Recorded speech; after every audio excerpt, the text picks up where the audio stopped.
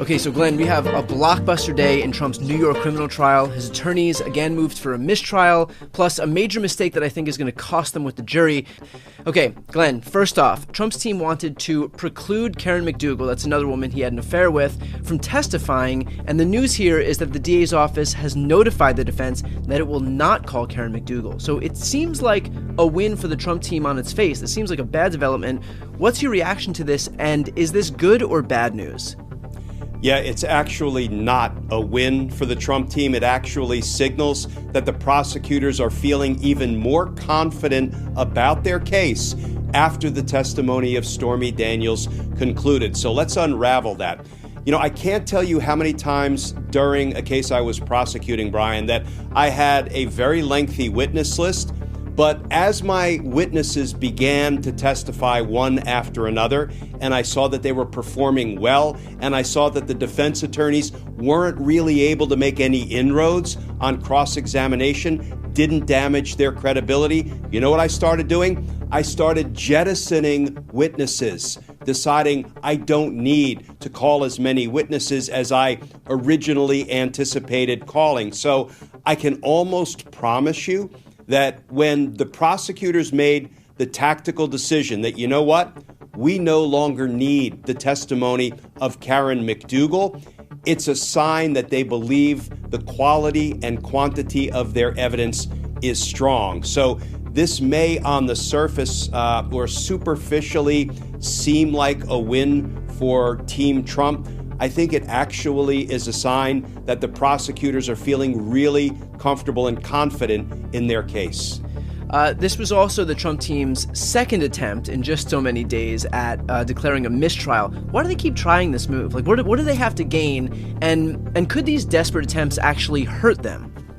Yeah, so I think they're trying to accomplish a couple of things. One, they're still playing to the court of public opinion. Every time there is a mistrial motion made, what happens? Everybody starts talking about it, mainstream media picks it up, and the signal goes out that, you know, something must be going sideways in the prosecution's case because the defense keeps moving for a mistrial. Well, the reality is nothing is going sideways, and you can tell that nothing's going sideways because Judge Merchan is summarily rejecting, denying mistrial motion after mistrial motion. The other reason they're making their motions is if the defense perceives that there is some new error that has been made, for example, by Judge Merchan in letting in a particular piece of evidence, well, then they want to object to it. And when the objection is overruled, they want to move for a mistrial just to preserve their ability to argue on appeal when the mistrial is denied. You know what?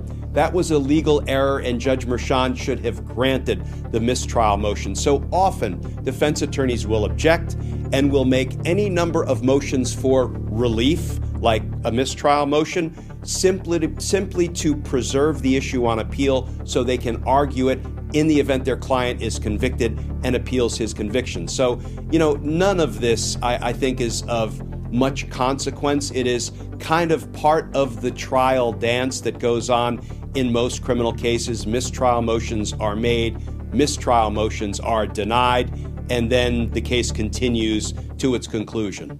Glenn, we heard earlier where Donald Trump's attorney was risking losing credibility with the court. Does doing something like this, these baseless efforts at declaring a mistrial, does that also contribute to him losing credibility with the court, or Trump's team more broadly losing credibility with the court? Potentially. If the judge believes that they are absolutely frivolous motions, and if they become so repetitive that it's obvious that they're not doing it for any legal purpose, but really just to, either maybe get it out into the court of public opinion, that will turn a judge against the defense attorney. Now, judges have to endure quite a bit, Brian, and they really are not supposed to take it out on counsel, even when counsel is sort of performing in a less than ideal way. But yes, you can irritate a judge. And the judge already up front told Todd Blanche, I think Donald Trump's lead defense attorney in this case, you are losing all credibility with the court. That really is like a dagger through the heart of a criminal litigator. I don't know if Todd Blanche was ever able to recover from that, but I don't think Blanche continuing to make frivolous mistrial motions will help dig him out of that credibility deficit in which he finds himself. Now, Trump's attorneys also made a remark to Stormy Daniels while she was on the stand, and they were alleging that she, again, was just making everything up and that she and Trump never even had an affair. Here's Katie Fang's tweet. Trump's attorney said, "You changed your story many times because you never had an affair with President Trump." Stormy's attorney objected, and the objection was sustained. Glenn, how in the world is denying the most obvious part of this case, that they had an affair, a smart strategy for the Trump team? Because if Trump's team is telling the truth, then that would mean Stormy Daniels is just perjuring herself, which is a felony, every single day. It's not a smart legal strategy for the Trump team. What it is the defense attorneys catering to an overbearing, unrealistic, micromanaging client. I am quite sure, we don't know this for a fact, but I would draw the reasonable inference that Trump told his lawyers, you go hard after Stormy Daniels, berate her, belittle her, call her names if you want, the way I do. I call her horseface. I mean, that's not going to endear Donald Trump to the jury, mocking a woman like that.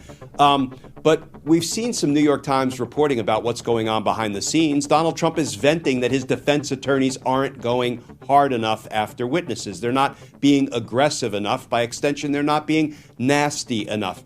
These are not legal strategies that the defense attorneys are deploying. These are the kind of things that a micromanaging client who knows nothing about the tactics of a criminal trial is telling his attorneys to do. I was reading some of the accounts of the cross-examination of Stormy Daniels, and I think it's Susan Necklace is asking her things like, you're really good about making up fake stories about sex on film, aren't you? And she said, oh, I assure you, the sex was real, just like what your client did to me in that hotel room was real. I mean, that kind of a comeback in a measured tone can really sting in the eyes of the jury. There was another great exchange where the defense attorney said to Stormy Daniels, well, this is not the first time a man made a pass at you, is it? She said, you know what?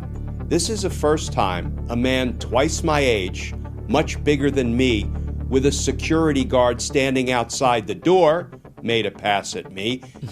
Again, answers like that, that's going to leave a mark. Also, it does raise the question, if they're contending that she's lying, there is a way for Donald Trump to put his own neck on the line, and that's just to take the stand and testify what he's saying, which is that he never had an affair with Stormy Daniels. And yet, it doesn't seem like he's going to do that, so I'm sure the jury can infer something from that, correct? No, they can infer nothing from a defendant who chooses not to testify. They cannot hold that against a defendant in any way because every defendant has a Fifth Amendment right not to testify, not to incriminate himself. But they will be drawing conclusions. If the testimony of Stormy Daniels is largely unrebutted, right? Under oath, she said over the course of 7 hours, "You bet I had this encounter with Donald Trump." And there were some phone records backing up the fact that she had Trump's phone number and Trump's assistant had her phone number. But they're going to be drawing conclusions about Stormy Daniels' credibility and about what actually happened. But the one thing they can't do is say, well, we didn't hear from Donald Trump during the course of the trial, so we're going to hold that against him because, listen, I defend everybody's right against self-incrimination and not having their decision to decline to testify held against them. But that doesn't change the fact that atmospherically, when you have somebody who's saying something happened and then just a complete vacuum on the other side, that it doesn't help Trump's testimony, does it? No, it doesn't. And, here are a couple of other things to consider. There's a saying in the law, it's actually a Latin phrase, res ipsa loquitur. Translation, the thing speaks for itself. What is the thing? Donald Trump paid Stormy Daniels $130,000 to shut her up so she wouldn't tell the story about what happened in that hotel room. You can bet the jurors aren't foolish enough to believe Donald Trump paid her $130,000 because she was going to make up an encounter with Donald Trump. That doesn't make any sense. Here's another thing. This may sound too cute by half, but if you really want to call a witness to rebut what Stormy Daniels said, how about you put Melania on the stand? Here's why I say that.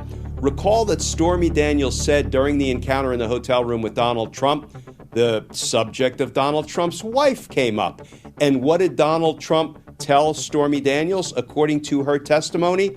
He said, "Don't worry about her. We sleep in separate bedrooms." Oh, well, if Stormy Daniels is making that up, then Donald Trump could call to the stand Melania. And she could testify, "No, we slept in the same bedroom, so obviously Stormy Daniels is making that up." Do you think Donald Trump is going to call Melania to try to rebut or undercut the credibility of Stormy Daniels? Yeah, I don't think so. Probably not. Yeah. Probably not. Now, the Trump team also tried to amend the gag order now that Stormy Daniels' testimony had concluded, and that was to let him be able to speak freely about her, which is Trump speak, for attack her. This was summarily rejected by the judge. He ordered that he wouldn't modify the gag order, and he cited how witnesses who've not yet testified would see how witnesses who had testified would be treated afterwards. His Judge Merchan's quote was, "Your client's track record speaks for itself." Can I have your response to that? Yeah, can you imagine if Judge Merchan said, "You know what, I'm going to prohibit Donald Trump from attacking witnesses until they complete their testimony, and then Donald Trump can retaliate for the fact that they testified against him." It sort of defeats the purpose of a gag order. Right, isn't the whole point so that preventing him from being able to attack witnesses wouldn't allow him to impugn the integrity of the trial or put in jeopardy the integrity of this trial by preventing these people from coming forward to testify? Isn't allowing him to just retaliate against these witnesses after the fact the exact same thing as allowing him to attack them beforehand? Doesn't it still prevent these people from wanting to come forward, knowing that whether it's before or after, they would still be attacked? Yeah, to preserve the due administration of justice, to keep this kind of stuff from leaking into the jury box and infecting the jury's deliberations, the judge is making the exact right call. No, Donald, you can't attack witnesses before, during, or after their testimony. And I think, a sure sign that this was an easy call for Judge Merchan when the defense said, well, Stormy Daniels is done testifying, so we want the gag order modified so Donald Trump can now attack her for what she said. I mean, I don't think it took much time, at least based on what I can glean from the reporting, between the time the defense made that motion or renewed the motion to modify the gag order and the time that Judge Merchan shot it down. No, it was just a few minutes, so it didn't seem like Judge Merchan had to dig real deep for this one. Finally, let's finish off with this. Now that we've had a few witnesses complete their testimony, where are we at in terms of this trial, and how long do you expect that the remainder of the witness testimonies and the cross-examinations are going to take? Yeah, so it's interesting. Just a couple of days ago, the prosecution team said they're intending to wrap up their presentation of the evidence, what we call the government's case in chief, within 2 weeks. Now, given the McDougal development, it may very well be that they're going to be done early next week. So it does feel like things are accelerating. But let me tell you, Brian, that's par for the course in so many criminal trials as prosecutors continue to assess how much evidence they've presented to the jury, over the course of the first several witnesses who have testified, how persuasive it was, how little damage the defense did, undermining the credibility of those witnesses. And then, as I say, we often begin jettisoning witness after witness. There's a saying, when you investigate the case in the grand jury, you investigate broadly, but when you get to trial, you prove your case narrowly, and it sounds like the prosecution's case is narrowing at this point. It is Friday, the 10th of May of 2024, and you are in West Coast Cookbook and Speakeasy. I am your chef de cuisine, Justice Putnam. Gunner, the English Bulldog, is our snoozing sous chef. Precious, the little Yorkie, is our door girl. And she will be seating you directly for our especially special, daily special, Blue Moon Spirits Fridays, because we are all night hawks in the Diner of Life, indeed. Well, today is my mom's birthday, and losing her just before her birthday I knew was going to be a little rough. So I had a fairly rough night last night, if I confess to my loyal listeners. Thank you for bearing with me. I know I've been repeating that term a lot. But it's just terribly sad, terribly. Dealt with the signings and whatnot, and the financial agreement with the lawyers so that they're retained properly, and got the EIN number for the tax records on the trust, and all the mundane stuff that makes me realize that, once again, my mom is dead. Darn it. So, I guess, I don't know, maybe I didn't really think what I was going to do today. I had plans with her. I suppose I could just do it alone, but it wasn't for me, it was for her. So, there's that. Anyway, there's a lot going on in the world, too, that my mom would actually be quite disturbed about. And I think that one of the things she'd be disturbed about is that we didn't have our sample ballots, or not sample ballots, our official ballots yet delivered, because she always voted. So, and as soon as she got the ballot, too, she didn't wait around. As soon as that came in the mail, came into the house, it was opened up, bam! Take it to the drop box. So we have 3 Republicans vying for the, quote, nonpartisan Speaker of our state house, who actually would wield quite a bit of power. That has been the only position that a Republican has been able to hold in leadership for several decades, if not more. But 3 of them, and they're all incompetent, corrupt, and MAGA.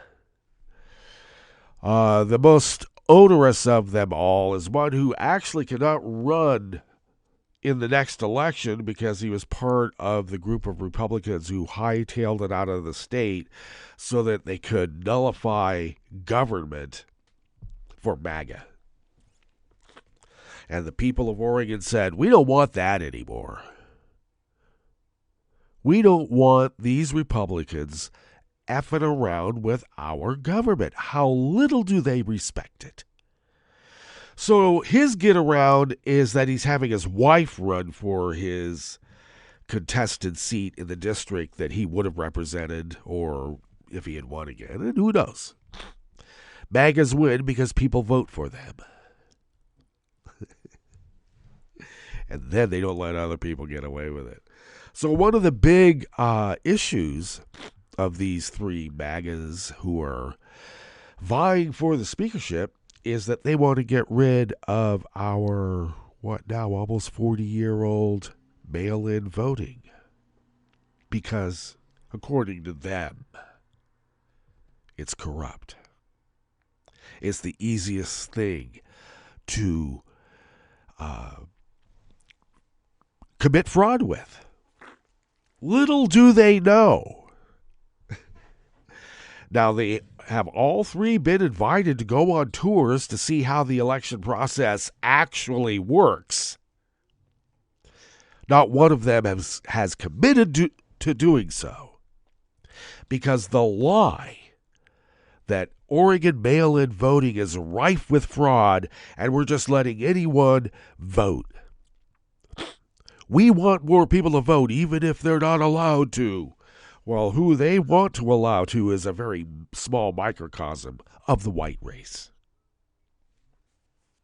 Not all white people, because some of us are, as I've been told, a race traitor.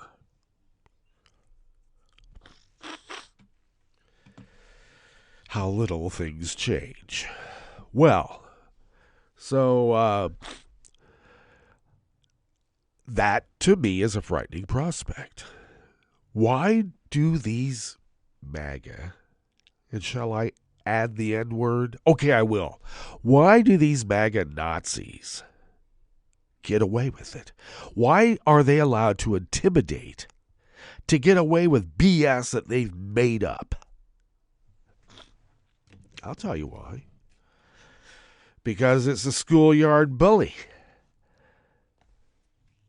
I just don't want the ones who are being bullied to go off the deep end and shoot up the whole school.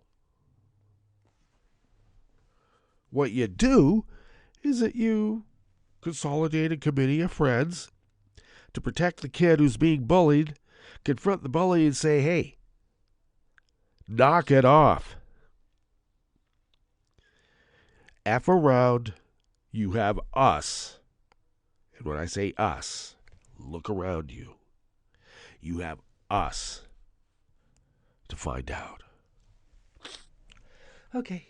Is that a threatening gesture? Probably. But I like the idea of majority rule. I don't like the idea of minority mob rule by a bunch of white supremacist MAGA Nazis. I don't. And one of the stories that we have curated for you today addresses that issue right here in Oregon, in our local government. Now, I wasn't too sure, because when they say nonpartisan, that's usually a way for Republicans to wheedle their way in. But it turns out Oregon Democrats who have been underrepresented in MAGA country are using the same tactics. Let's see how MAGA likes it. They don't. They don't one whit. Anyway, we'll get into that a little bit later. So, what else? Just give you a little prelude to what's happening during our weather forecast. It's starting to get hot here. Nights are in the, actually got below 50 last night, and I left some windows open because it was supposed to be in the, mid-50s. So maybe that's one of the reasons why I'm stuffed up this morning. Excuse me. And a little hoarse, too. I actually listened to myself. I've got a little bit of a horsey voice there. I do. Well, I'll get over it. Hopefully next week it'll be better. Part of it has been from, a lot of crying. Yes, I know. I'm a big burly guy. But, yeah, I'm sad. Okay, well, let's get into the curated part of the show because that's how I'm able to center myself. It's a kind of therapy, so bear with me as I say that term yet one more time. Well, let's see. Oh, Trump's lawyers at the top there crashed and burned with their repeated failures during the trial yesterday, least of which was the cross on Stormy. Or is she Stephanie? She likes to be called Stormy. Sort of like how I like to be called Justice and not the R word. And you know what the R word is. On the rest of the menu, the California Attorney General plans to stymie Trump with targeted lawsuits if he wins another term, and that means Trump win another term. God forbid.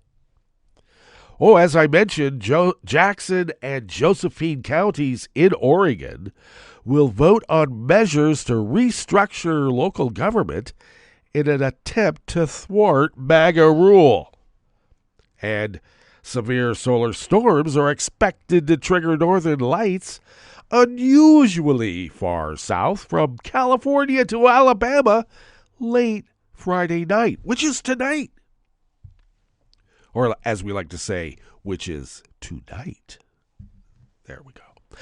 After the break, we move to the chef's table where tens of thousands of protesters demanded the resignation of the Prime Minister over his unilateral decision to hand over control of border villages to Armenia's longtime rival Azerbaijan. And Vietnam's arrest of a reformist labor official could disturb the ongoing bid for better trade terms with the United States. All that and more on West Coast Cookbook and Speakeasy. Bon appetit.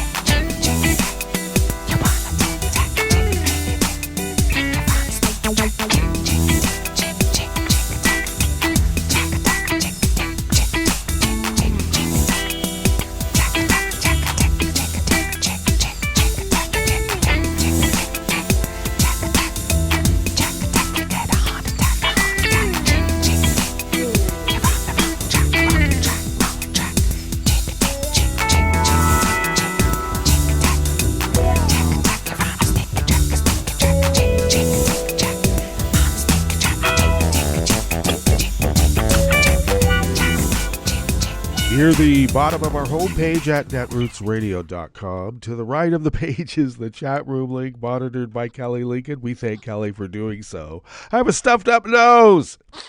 Across the page to the left from that chat room link is our Patreon link. And if you became a recurring Patreon of Netroots Radio, it helps us pay our bills, as you know.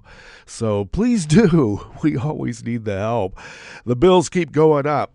And the costs, too. So thank you for all the help that you've been giving us over these many years. If you would like to follow Netroots Radio on the social medias, do so at Netroots Radio. Tom takes care of those. Thank you, Tom. Follow me on the social medias at Justice Putnam. Of course, you know that I post the show notes and links diaries on Daily Co's 10 minutes before showtime, so you have quick access to the actual reportage by the actual reporters, so do it. You can also follow the show on Twitter at Cookbook West and pick up podcasts by way of Spreaker, TuneIn, iHeart, YouTube, iTunes, Audible even. Really wherever podcasts can be found. Okay, we'll muddle through with this stuffy nose and stuffed up sinuses, but, you know, the show must go on, as they say, so let us now tuck into, if I can. All right, what's going on here? Oh, there we go. The link didn't link up, but now it has. And this first offering here in the Bistro Cafe is by Noah Bierman and David G. savage at the LA Times.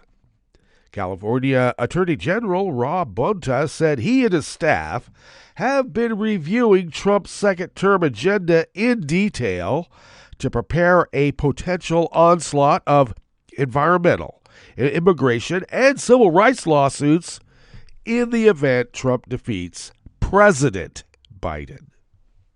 We cannot be caught flat-footed, Bonta said in an interview yesterday, Thursday, in Washington. Fortunately and unfortunately, we have 4 years of Trump 1.0.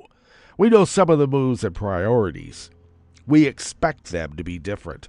Bonta, a Democrat who is mulling a run for governor, said he has been reviewing the work of his predecessor, Xavier Becerra, who filed more than 100 suits against Trump's policies before leaving office to become Biden's Secretary of Health and Human Services. Bonta and his deputies are also looking closely at a document drafted by the Heritage Foundation, that goose-stepper intellectual edifice. Is that how it is? And also, as the LA Times puts it, a Trump-aligned think tank. Yeah, they sort of predate Trump, but let's not quibble.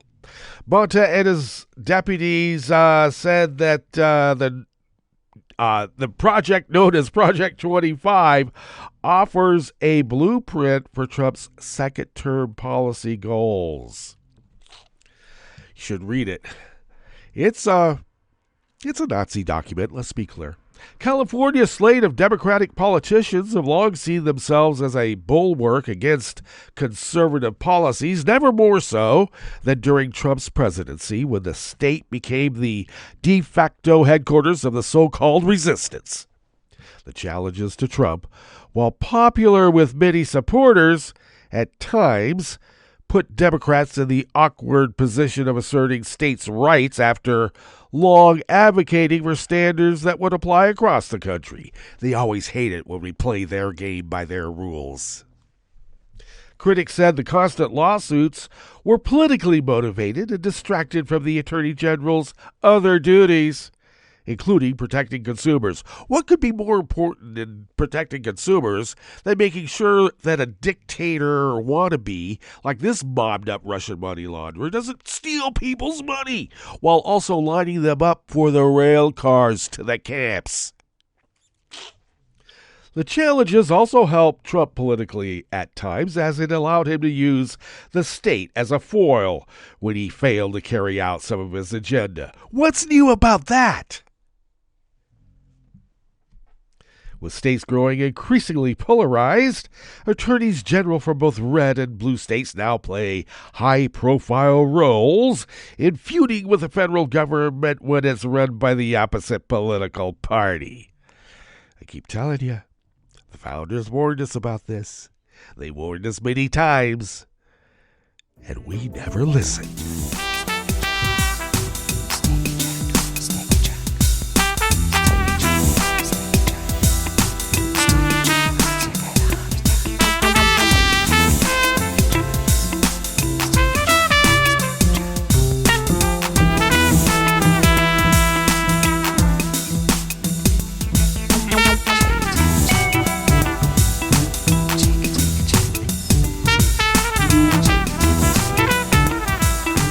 Jane Vaughn of Jefferson Public Radio brings us this next offering here in the Bistro Cafe of West Coast Cookbook and Speakeasy, Blue Moon Spirits Fridays. On a Wednesday night in Grants Pass, residents Alan and Julie Hartford pass around soda and cookies and chat during a meetup for Citizens for Responsible Government, CRG. The nonpartisan group is behind a measure on the ballot to replace Josephine County's charter this May, which is now. Only one neighbor has shown up to the meeting at the Hartfords, but he's interested to learn more. The proposed charter changes include increasing the board of commissioners from 3 to 5 people, electing them from newly designed districts rather than county-wide, and hiring a county manager, a position that does not currently exist. Meanwhile, in neighboring Jackson County, there are 3 similar measures on the May primary ballot. They would increase the number of county commissioners from 3 to 5, make the positions nonpartisan, and reduce their salaries to $75,000. In April, the county's budget committee approved a salary increase for the commissioners, over $150,000 for 2 of them, and about $136,000 for the third. Those are all more than the Governor Tina Kotek makes, which is about $98,000 large. According to the Association of Oregon Counties, in 2019, Jackson County had the second highest paid commissioners in the state. The association has not released a more recent list. Now, Laura Ahern, a volunteer for Jackson County for All of Us, the nonpartisan group behind the measure, said when the group first started, they thought it would take a long time to gather enough signatures to get on the ballot. Instead, poof! In less than 5 months, the momentum was so strong, the reception so positive for these ideas that we had more than 1,000 signatures, he said. One of the goals of these measures is to allow non-affiliated voters to participate in primary elections. I'm a little dubious about that, but okay. They're the biggest voting group in the county, but they currently can't vote for major party candidates in the primary. One of the leaders of Jackson County for All of Us, Denise Krause, is currently running for the Board of Commissioners as a Democrat. She previously ran for the board and lost. These measures also received pushback, as they did in Josephine County, from Republicans. And if that's not a reason enough to vote for it, I don't know what is. I should remind folks, they talk about corruption in government. As soon as they get in, what do? They have the corruption that they wanted. These 3 county commissioners voted their own pay raises. Oh, did I mention they're also Q-Nut MAGA foot soldiers?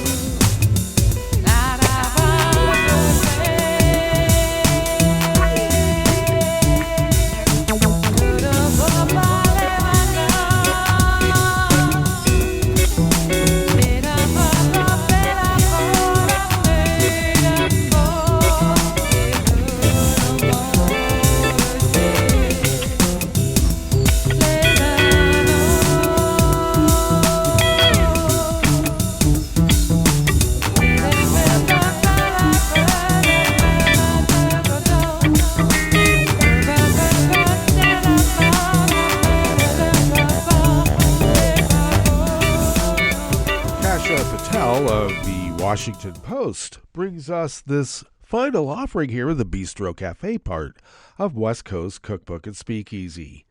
Multiple outbursts from the sun could trigger magnificent auroras in many parts of the United States this weekend. A severe geomagnetic storm is expected to hit Earth on late Friday today, triggering colorful nighttime auroras or northern lights. People in the U.S. could see moderate to strong geomagnetic activity starting around 11 p.m. and lasting through Saturday. Current forecasts project the lights could be seen as far south as Alabama to northern California. According to the National Oceanic and Atmospheric Administration's Space Weather Prediction Center, chances of seeing the lights will be highest in the northern U.S., Canada, and northern Europe. I'm in Oregon. I'm north of California. To maximize your chances of seeing auroras tonight, find a dark sky location away from city lights. You'll also want cloud-free skies. Unfortunately, considerable cloud cover will be spread over the Great Lakes, Mid-Atlantic, and Northeast, although some gaps in the cloud canopy are probable. Clear skies are most likely over the central states and the West Coast. We have a forecast of very clear skies. Geomagnetic storms are hard to forecast, and sometimes predicted northern lights disappoint if a storm's timing changes or its magnetic field is out of alignment with the Earth's. It's a rather volatile situation on the sun right now that we're monitoring very closely, said Bill Murtaugh, program coordinator at NOAA's Space Weather Prediction Center. We're going to get somewhat of a prolonged period of geomagnetic storming. The geomagnetic storm comes when the sun is at its most active in about 2 decades and is expected to remain so for at least the rest of this year. Wow. Okay, that brings us to our break, and when we get back from that break, we will go through weather from around the world, and we will finish up with the stories that we have curated for you today. You are listening to West Coast Cookbook and Speakeasy, and we will be right back. You are listening to netrootsradio.com. Please hang up and try again.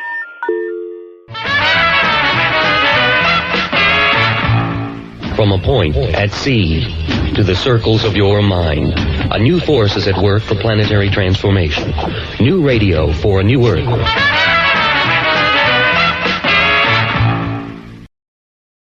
Hey there, Science Quickly fans. Some of you have probably been listening to this podcast from the very beginning, which is no small feat.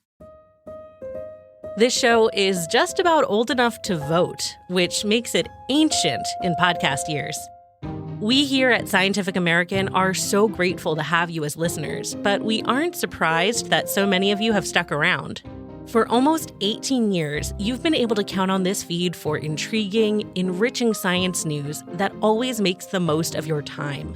We know there are a lot more shows to listen to than there were in 2006, which gives us all the more reason to deliver short and efficient scientific insights straight to your eardrums. Of course, like any organism with staying power, Science Quickly has evolved. I mean, remember when the show used to be like literally a minute long and when it had a totally different name? Life comes at you fast. You can probably guess where this is going. Science Quickly is growing and changing once more. For starters, the show is getting a new host. That's me. I'm Rachel Feltman. You may have heard me popping in and out of the Science Quickly feed over the past few weeks. You might also recognize me from my regular appearances on Science Friday, or my previous gigs as executive editor of Popular Science and founder of the Washington Post's Speaking of Science blog. I'm also the host of PopSci's hit podcast, The Weirdest Thing I Learned This Week, where I take listeners on deep dives into the strangest stories from science history I can find. I love learning new stuff and sharing it with as many people as possible, and I'm so excited to get to do more of that with you all. Starting on Monday, May 13th, you'll hear me in pretty much every episode of Science Quickly. Don't worry, you'll still hear from your favorite Scientific American reporters and editors, as well as an exciting assortment of authors, experts, and on-the-ground reporters. I'll be there to ask them all the questions that you want answered. You can also expect a fun new rhythm to your Science Quickly feed. Every Monday, I'll kick off your week with a speedy digest of the latest science news. I'll fill you in on all the stuff you might have missed the week before and tip you off about any big events to anticipate in the week ahead. On Wednesdays, we'll hunker down for slightly longer chats with authors, experts, and Scientific American editors. These Anchor Day episodes will offer deeper dives into science stories, global issues, news you can use, and more. Every Friday, we'll get to kick back and enjoy a fascination. These episodes will be just long enough to immerse you in a story that we think is just, well, fascinating. We'll follow reporters to far-off places, ponder deep and unanswered questions, and meet people who are using science to change the world.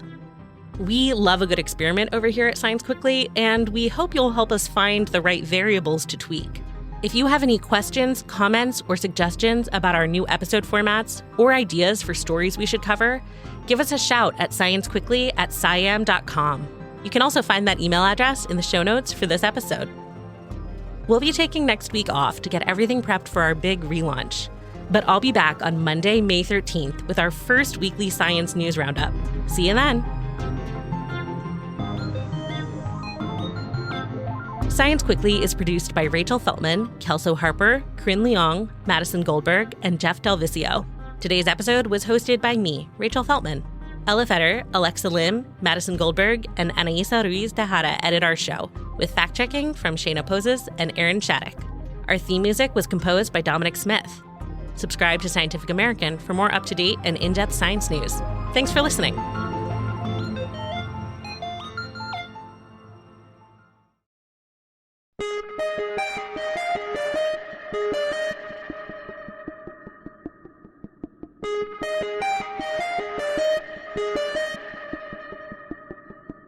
Hi, I'm Tom Hartman, and since you're listening to netrootsradio.com, show your progressive side and go to the donate button on the bottom of the homepage. It's progressives like you who power Netroots Radio and keep the progressive message beaming everywhere 24 hours a day.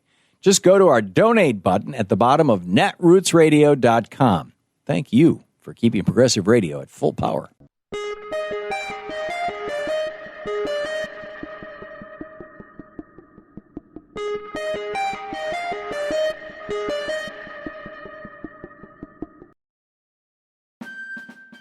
You're listening to the American Democracy Minute, keeping your government by and for the people.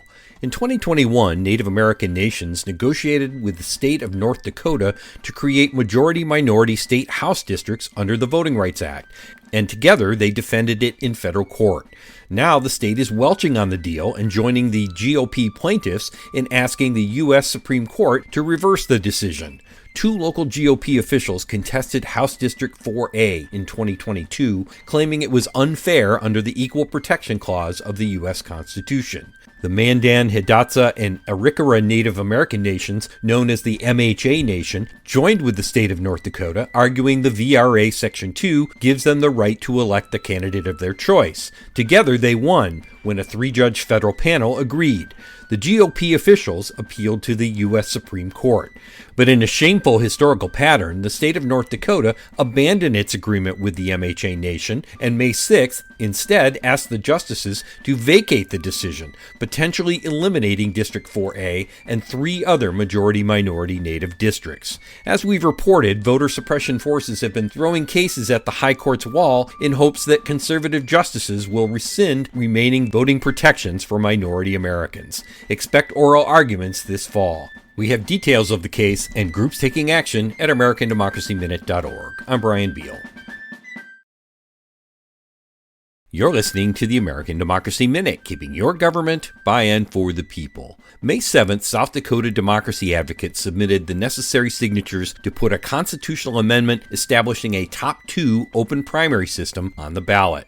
The ballot question would allow the 150,000 independent voters whose tax dollars underwrite the primary to actually vote in it.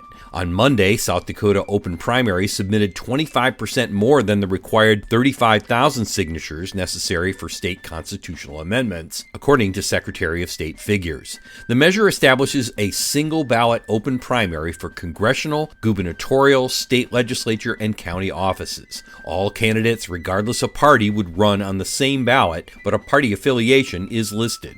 The top 2 candidates advance to the general election, again regardless of party.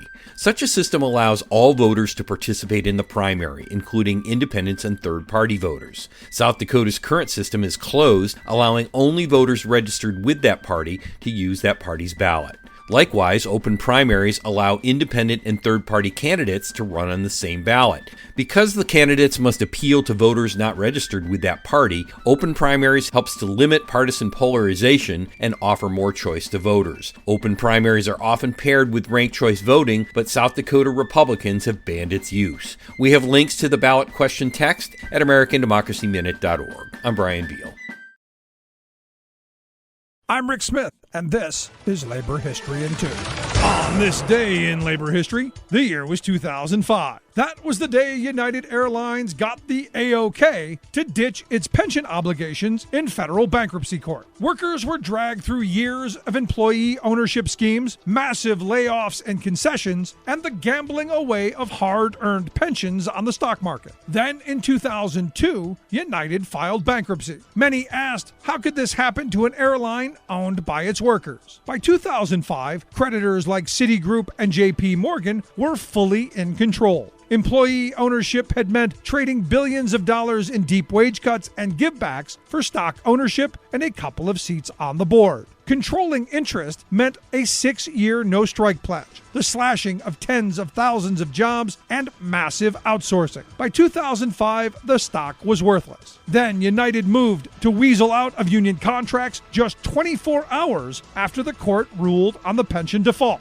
Some 130,000 pilots, flight attendants, mechanics, and ground service workers found their employee stock ownership plans empty. United executives turned billions of dollars over to the federal government, who then administered what was left through the Pension Benefit Guaranty Corporation. In most cases, those pensions were slashed in half, and monthly retiree health insurance costs exploded by 700%. One pilot stated, "I call it legalized crime. I lost almost all my United stock value in the bankruptcy, and here's another part of the retirement I was promised that is gone." Where does it end? You feel brutalized by the system. Somehow, the $6 million in benefits then CEO Glenn Tilton received wasn't affected by the default.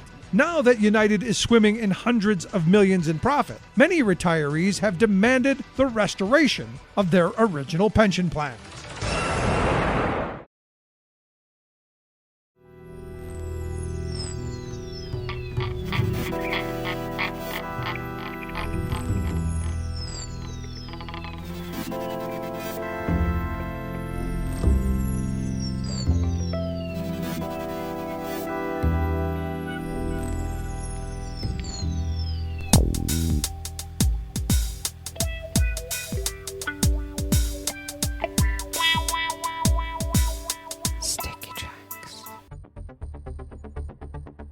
Thank you for accompanying us here to the Chef's Table at West Coast Cookbook and Speakeasy Blue Moon Spirits Fridays.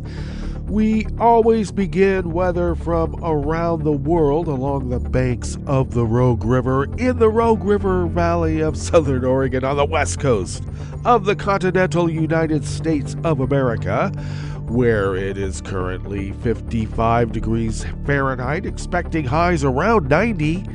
Plentiful sunshine, winds light and variable. Clear skies tonight for the auroras. Lows in the mid-50s, that's pleasant, winds light and variable. Then mainly sunny tomorrow with highs around 90, winds out of the north at 5 to 10 miles per hour. And it looks like we'll have similar lows overnight, mid-50s by the way. And then once again near 90 on Sunday. Grass pollen is rated very high here in Rogue River. The air quality index for the region is in the good range at 20 parts per million. And that daytime UV index is very high at level 8. Barometric pressure is falling at 30.09 inches. Visibility is up to 9 miles. And relative humidity is at 88%. Weather from around the world is brought to you by a crowd of crowdsourced weather stations that a crowd crowdsources from around the world, and that is the Weather Underground. Literally. London is 75 degrees and fair. Paris is 76 and sunny. Rome is 77 and sunny. Kabul is 58 degrees and mostly cloudy. Hong Kong is 70 with rain showers. Tokyo is 64 degrees and clear. Melbourne, Victoria, Australia is 58 degrees and cloudy. Looks like San Francisco, California is 62 and sunny. Chicago, Illinois is 56 degrees and mostly cloudy. And New York, New York is 51 degrees Fahrenheit, cloudy with a small craft advisory. And that is weather from around the world, brought to you by a crowd of crowdsourced weather stations that a crowd crowdsources from around the world.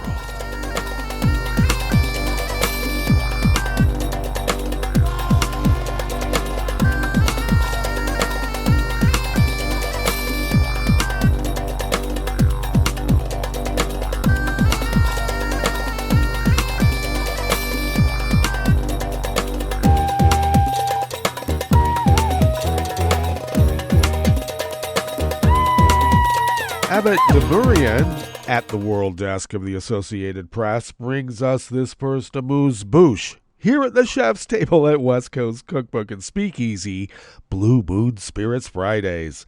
Thousands of protesters gathered yesterday, Thursday, in the Armenian capital Yerevan to demand the resignation of Prime Minister Nikol Pashinyan over his government's decision to hand over control of border villages to Armenia's longtime rival, Azerbaijan.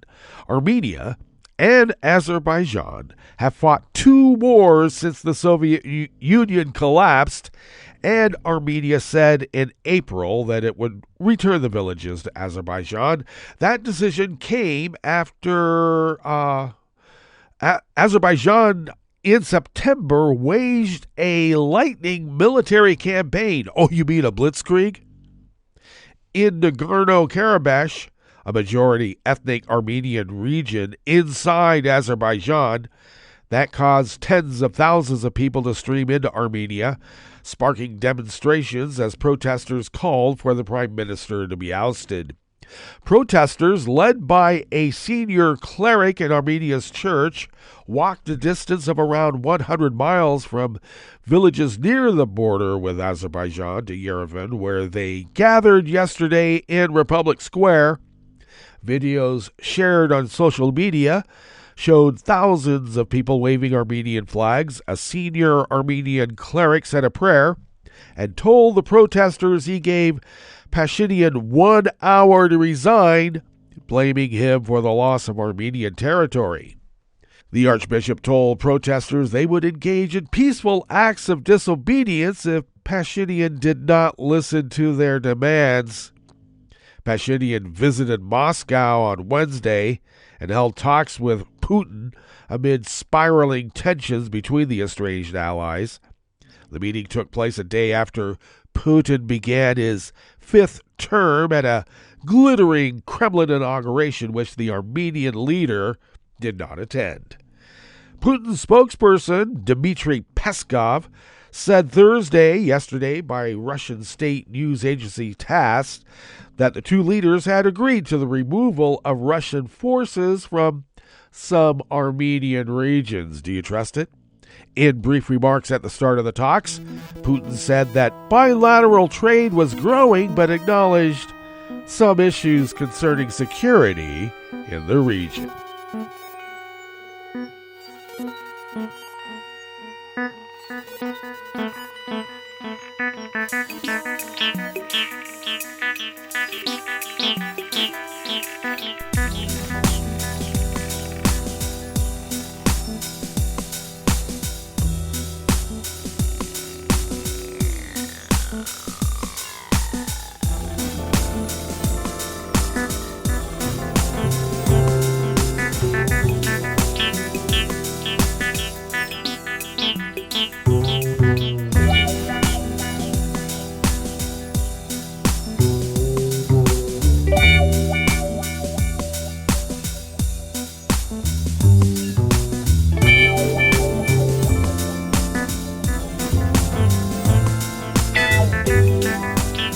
Grant Peck at the World Desk of the Associated Press brings us this final amuse-bouche here at the chef's table at West Coast Cookbook and Speakeasy.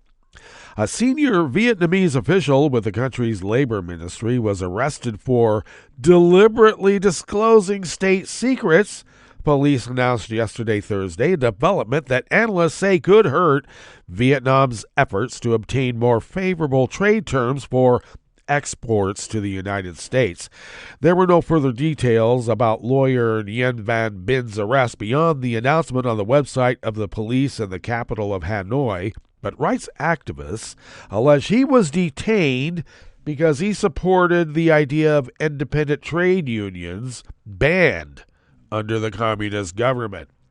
They also say it's a sign of continuing repression, which was previously directed mainly toward bloggers, environmentalists, and civil society groups. Ben, who headed the Legal Affairs Department at the Ministry of Labor, Invalids, and Social Affairs, could face between 2 and 15 years in prison for disclosing state secrets under the law in this single-party authoritarian state. A brief profile of Ben on a website of the Organization for Economic Cooperation and Development last year said the 51-year-old lawyer has also worked for the UN's International Labor Organization. His arrest was first reported earlier this week by the 88 Project, a small multinational organization that monitors and promotes human rights and civil liberties in Vietnam. It described Ben as a reformer who supported independent trade unions. The 88 Project in February published what it described as a secret 2023 National Security Directive of Vietnam's ruling Communist Party, ordering a crackdown on labor groups, civil society, and foreign organizations deemed a threat to national security. Oh, does that sound familiar? Yes, it does. And that also brings us to the end of our broadcast period for the day and the week. But you do know Netroots Radio broadcasts on, and we will meet up here on Monday for River City Hash Mondays. So do stay tuned to Netroots Radio all day, all night, and all weekend for all the breaking news as it breaks. And we will meet up here on Monday, right here in West Coast Cookbook and Speakeasy. Bon appetit.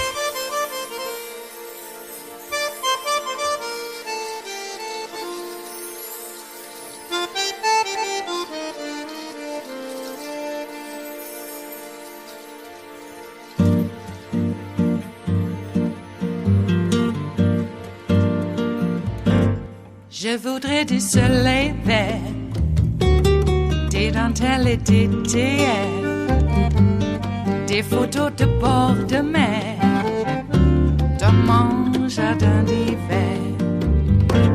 Je voudrais de la lumière, comme en Nouvelle-Angleterre.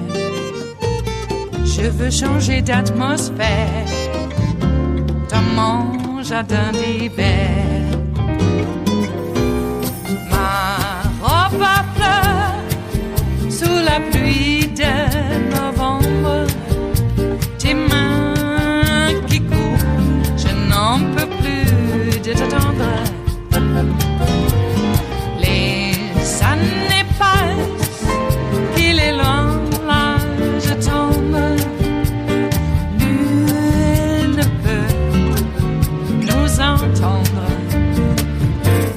Je voudrais du Fred Astaire, revoir un latte Goël. Je voudrais toujours te plaire dans mon jardin d'hiver. Je veux déjeuner par terre, comme au long de golfe clair, t'embrasser les yeux ouverts dans mon jardin d'hiver. Ma robe à fleurs, sous la pluie de novembre, tes mains qui courent, je n'en peux plus de t'attendre. Les années passent, il est loin, là je tombe. Nul ne peut nous entendre. Ba-da-da-dum-di-da-dum, ba-da-da-dum-di-da-dum, ba-da-da-dum-di-da-dum, dans mon jardin d'hiver. Ba-da-da-dum-di-da-dum, ba-da-da-dum-di-da-dum, ba-da-da-dum-di-da-dum, dans mon jardin d'hiver. mon jardin d'hiver, dans mon jardin d'hiver.